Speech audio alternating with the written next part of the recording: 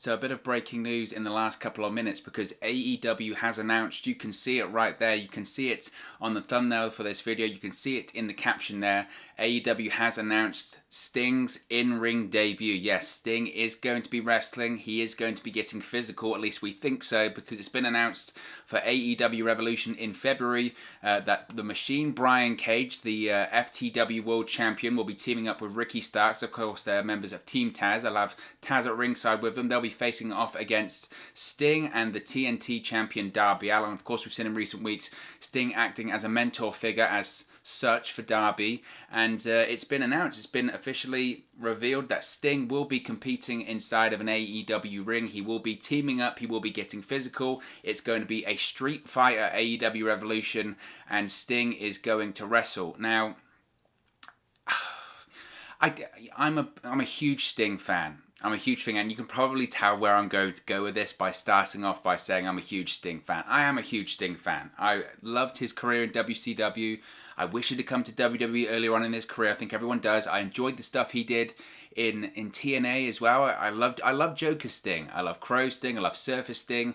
I wish that his WWE run would have got better, and I was, like everyone else, really bummed out on the way that his WWE career ended and how we thought his in-ring career ended with that match against Seth Rollins.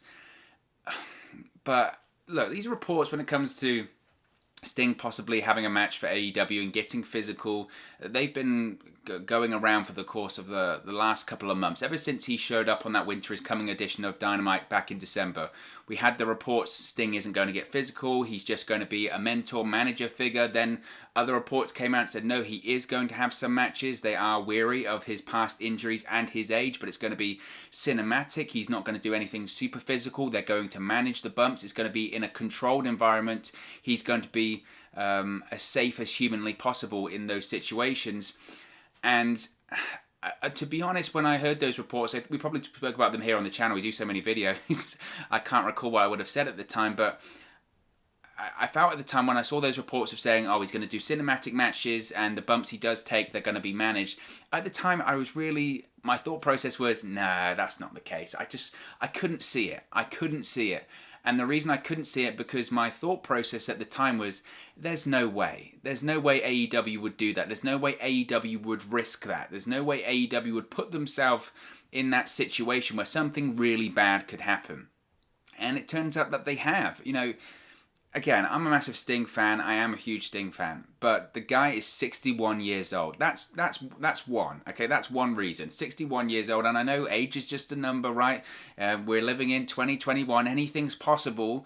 Yeah, if you believe in yourself, you can do this. He's 61 years old. Even if he was the healthiest 61-year-old man in the world, I would say that is way too old to be stepping in the ring. Even if it's for a gimmick match, even if it's for a cinematic match, I would say that's just out of the question. The Undertaker, when he retired, was 55 years old, and people were saying, you know, you're pushing it. You are pushing it. At 55 mark, that's getting pretty close. Ric Flair, when he retired from WWE, how old was he? Was he nearly 60, I think? Something like that. He might have even been younger than that. I don't know. 61, getting in the ring at that age, even if he was a healthy 61-year-old, to me is crazy. It is just such a risk. Such a massive risk. That alone would be enough for me to go, you know what? I love you, Sting, but not for me. That would be enough. But the way that his in-ring career ended in WWE, in someone half his age, again, you would have questions of going, do you really want to get back in the ring? That seems to me to be not the right thing to do.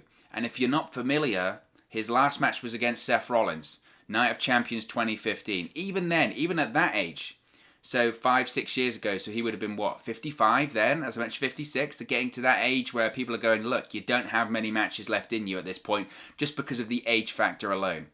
So he has a match against Seth Rollins, and in that match at Night of Champions, he does a buckle bomb, suffers a stinger, ironically, right, I get it, his name's Sting, but he loses the feeling in his arms and legs, and he falls to the floor. He thinks he's paralysed. He loses the feeling in his arms and his legs. People are worried about him, but he manages to fight back, get it back. He does another buckle bomb, and it happens again. He loses the feeling in his arms and legs, but this time it doesn't come back for a while. And we've all seen the footage, right? We've seen the footage where he collapses in the ring. He can barely walk. Ultimately, they finish the match, but eventually they found out he had spinal stenosis. I think it was cervical spinal stenosis. He's done the interviews. He's done the interviews on the WWE Network. He's done the interviews with loads of people. where he said, I was inches away from disaster, or inches away from catastrophe, or whatever you want to, catastrophe, however you pronounce it. However you pronounce it, he was inches away from something really, really bad happening. Really bad happening. And at his age, given that injury, given the fact that the guy could have been paralyzed or worse, everyone, including WWE, said, you know what? That's it. We were pushing it anyway. That's enough.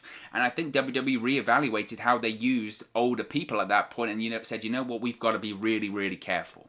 We've got to be really careful. So factor all of those things in. That was 5 years ago, 6 years ago. And that injury hasn't got better over time in the sense of he's a 61-year-old man. He's not wanting to be disrespectful, but he's probably more frail than he was back then. He's got a bad neck. He nearly was paralyzed, something even worse. He mentioned it himself. He was inches away from disaster. And we think it's the right thing now in 2021 to bring him back and get him in a physical role in the ring. That is madness. That to me is absolute madness. Now, I know the response to that might be, some people will say, well, actually, you know what? See, that's where you're wrong, because the report said it itself. They're going to manage the bumps. He's going to get physical, but he's not going to take any bumps, and he'll just use the baseball bat. It is a street fight, right? Smoke and mirrors, and they'll be able to pull it off, and Sting won't take any bumps. He won't do anything too bad, and he'll protect his neck, and it'll be fine, and it'll be enjoyable. I just wonder, is that really what Sting wants to do for the fans? And you hear this all the time. The Undertaker, he was on the Joe Rogan Experience, the podcast, yesterday, and he mentioned it in his interviews. And I know a lot of the comments he said have caused a lot of controversy, but a lot of the things he said holds true when it comes to Sting. He said that, look, I had to retire. Why? Because I just couldn't go to that level anymore, and I didn't want to become a parody of myself. I didn't want people to think, man, I used to really enjoy watching The Undertaker, but now look at him. And it's the same with Sting. I don't think, does he really want people to be looking at him going, you know what, I was a big fan of Sting, but man, he needs to know when to hang it up and call it a day. I know he's 61 years old. It's just sad. It's just sad. And when I see this news, again, my initial response is just, AEW, when they were first being founded as a company, the big thing is they weren't going to make the mistakes that WWE did. And I think they have used their legends very well. I've been very, very big on my praise for AEW and the way they've used legends. And I think the way they have used legends, whether it is Jake the Snake Roberts, Arn Anderson, Tully Blanchard, you name, they've done some other people as well. I think they've all been used excellently, because they don't get in the way of the talent. They elevate the talent. They help them get to the next level. They make them look better. And it helps them succeed. It helps the talent get over. It helps the talent get better and puts them in a more prominent position. And it puts them over even more. And that's the way you should use legends going forward, because legends do have a spot on the show. They absolutely do. Just because you get to a certain age doesn't mean you can't appear on the program. But once you get to a certain age, you can't keep taking bumps in rings and be wrestling in street fights, especially when you've got a bad neck. Especially when you've got a bad neck. And the last time you were in a ring, 5 or 6 years ago, you were nearly paralyzed and you weren't sure if you could move your arms and legs again.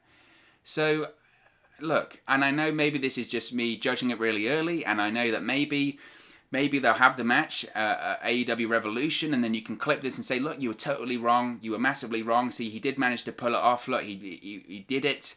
He even took some bumps. It was crazy. But when I see this news, my first response is just, is this the right thing for AEW to do? Or are they chasing the eyeballs? Are they chasing the ratings, chasing the buy rates? I don't know. Was this part of the deal? I guess when Sting came in, we had those reports as well that Sting said the reason he signed with AEW to be a regular character again for a couple of years is that he wanted to end his career on his own terms. He didn't want to go out in the way that he went out with the Seth Rollins injury at Night of Champions. He didn't want to go out in that way of ending his career on that WWE run. He wasn't happy with that WWE run either. He wasn't happy the way that it ended. He felt like he wanted to do more. He went to WWE to have the match against The Undertaker, which he never had. He wanted to have a cinematic match with The Undertaker, which he never was able to have. Now, just because this is a street fight, I suppose it could be shot a cinematic style. I don't know. The fact that it is a gimmick match would probably imply there are going to be some smoke and mirrors, but I mean, you've got a guy like Taz. Taz is at ringside, right? Taz is a younger man than Sting, but Taz is at ringside. Why can't he wrestle anymore? Because he's got a bad neck. And I'm not saying that Sting's neck is worse than Taz. I don't know. But even having someone like Taz in a match, surely even Taz would have a word with Sting and say, is this the right thing? Is this the right thing to do? And look, AEW, they've got medical staff. They've got the doctor that saved Jerry Lawler's life when he had his heart attack, right? And I'm sure Sting has gone through the physical test, and I'm sure Sting does know his limitations. But sometimes you do also need to have someone in the company that has the best interests of the talent. And that's not a slight at Tony Khan or anyone in AEW. That's not an implication that they don't have the best interests of Sting or anything like that. And I'm sure if Sting didn't want to compete, he wouldn't. I'm sure if Sting, that he's not being forced to get in the ring or anything like that. It just seems to me, I just don't know if it's needed. I don't know if it's needed, and I'm happy to be proved wrong. I'm happy to watch the match and then say, you know what, I was wrong. They did it the right way. But even if they do smoke and mirrors, even if they do Sting not taking bumps, again, my worry would be then is that the legacy Sting wants to leave behind? Is that fair on the fans?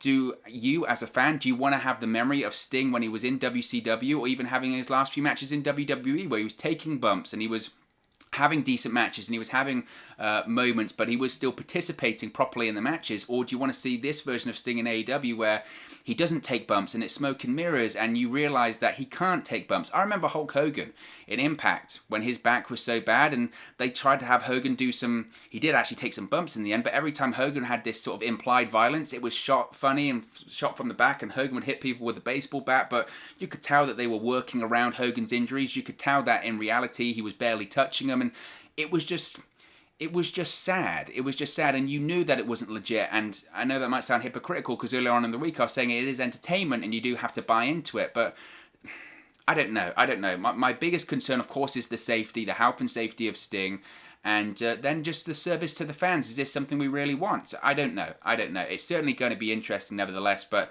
it's a bit of breaking news announced in the last few minutes. Sting will have his in-ring debut teaming up with TNT Champion Darby Allin in a street fight at AEW Revolution to face off against the FTW World Champion Brian Cage and Ricky Starks of Team Taz with their manager Taz in the corner. But of course, as always, this is just one man's opinion. What are your thoughts on AEW announcing the in-ring debut of Sting? Let me know your thoughts in the comment section below. I'll do my best to respond and reply to all of your comments. Really enjoy interacting with you guys, talking about AEW, WWE, Impact Wrestling, all things pro wrestling here on the channel. So be sure to get involved with the community below. Drop a comment. All opinions are welcome. If you have enjoyed this video too, please do smash a like on the like button as well. It really does help us out here on YouTube. Go up the rankings and get into people's recommendation feeds if they haven't seen our videos previously. But most importantly, if you haven't already, please do subscribe to Wrestle News 365. You can do that by clicking the bottom right hand corner of the screen right now, or if you wait a few seconds, there'll be a subscribe button at the end of this video along with another video for you to watch. Thank you very much for watching, listening, streaming, or have you come across this video today, and I'll speak for you again very, very soon. Hey guys, thank you for watching, listening, streaming, or however you come across this video today. Be sure to click on the video on the right there to watch our next video, or click the bottom there to subscribe, or the bottom right hand corner. Thank you very much, and I'll speak to you again very soon.